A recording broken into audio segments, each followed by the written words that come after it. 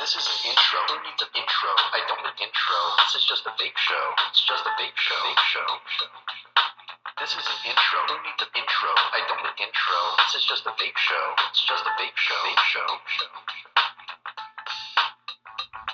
YouTube, what is up? I'm your homeboy Josh, back at you, and today we're taking a look at the TFV8 CloudBeast from SMOK, sent over free for the purpose of this review by evcigarettes.com. But before we get into this review, I do need to take the time to remind you that we all have a part to play in this fight against Big Pharma, Big Tobacco, the FDA, and the deeming regulations that are looming over our heads. And that means if you're on social media, paint the best possible image of the vape community that you can. If you're a shop or a shop owner, take the time to remind your customers that if they want to keep vaping, they need to get in this fight. And remember to support all of your calls to action, including those to support HR 2058 and the Cole-Bishop Amendment. We all have a part to play.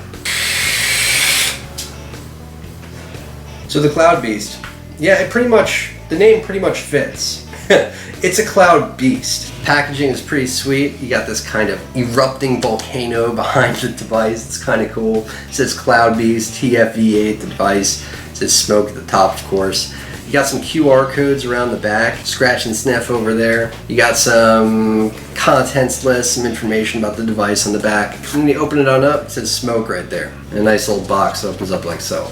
You get a bag of extras, and that also includes a drip tip adapter too, which is pretty sweet. A spare rubber top for the top fill, spare O-rings. I love that the O-rings are red, by the way. I love red O-rings, always have. We've also got two vape bands that come along with it. The red one says SMOK, the black one says CloudBeast.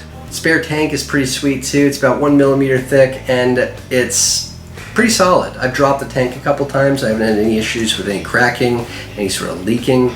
No issues whatsoever.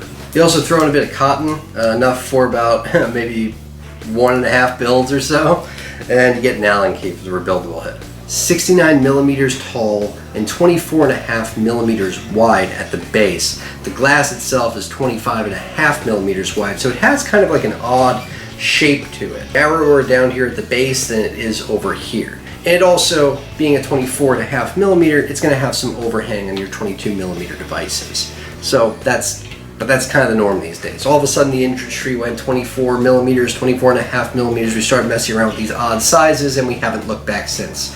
And I've got it at 120 watts sitting on the Kanger box. It's pretty serious. It's got a 6 milliliter capacity, so it holds a pretty massive amount of juice. And you do burn through it pretty quick, I gotta say, because these coils are ginormous and they suck down a lot of juice. Basically, the coil that's in here right now is a quad clapton coil. Yeah, the sub-ohm head. They actually call them, get this, they call them hyper engines. And it comes with 3 of them. The recommended range for this coil head, this V8T8 coil, is 120 to 180 watts. Now, I gotta say, I like it a bit lower. I like it about 120 is my max. 150, I start to get kind of, it doesn't feel like, it starts to affect the flavor if you ask me. Yeah, it just doesn't taste quite right anymore. It kind of affects the juice in a weird way. At that point, you're vaping at about 4.8 volts. You know, it's just too much for the coil head. And 180,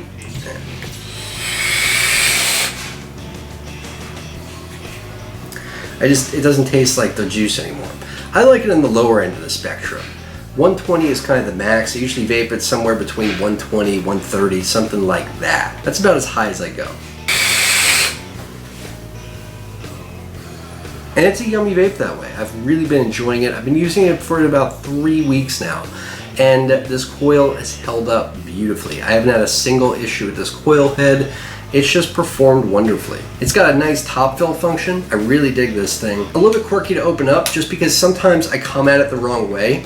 And I'm trying to open it, and then I realize, oh, it's that way.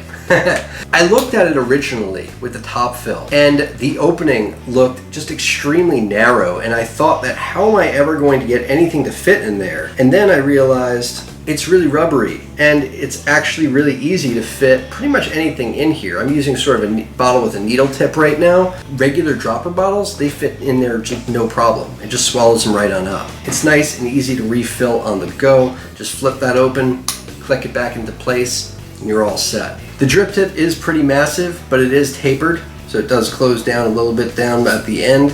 It's sort of like a little bit of a little slope going toward the end of that drip tip. It's secured with 2 O-rings. It's all Delrin, black, never gets hot.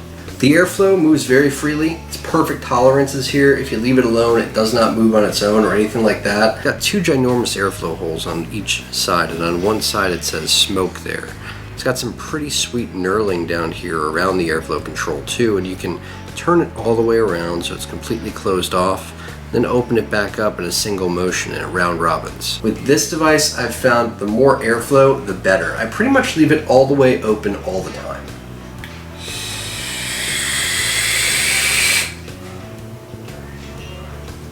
But the flavor is very, very good as well.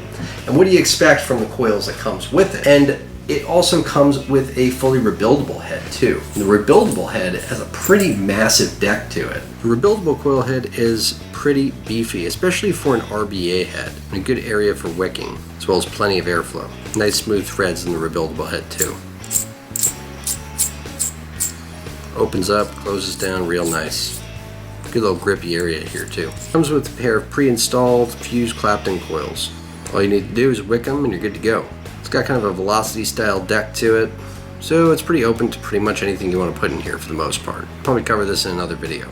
The logos on these coils are pretty cool. It's really pretty much the only place where you see a logo on here other than SMOK right above the airflow. And it's kind of like got this Aztec looking symbol with this flames and the B and the number 8. It looks very Aztec to me. They've made a lot of improvements over the TFV4. The TFV8 features 18% increase in airflow on the bottom airflow slots. It features a 30% increase in the airflow around the chimney, and they've increased the size of the drip tip as well. My first experience with anything from the TF series of tanks from SMOK, and I'm late to the party as always. Homeboy Josh is always late to the party, but I'm glad that I've gotten the opportunity to try one and understand what the hype is all about.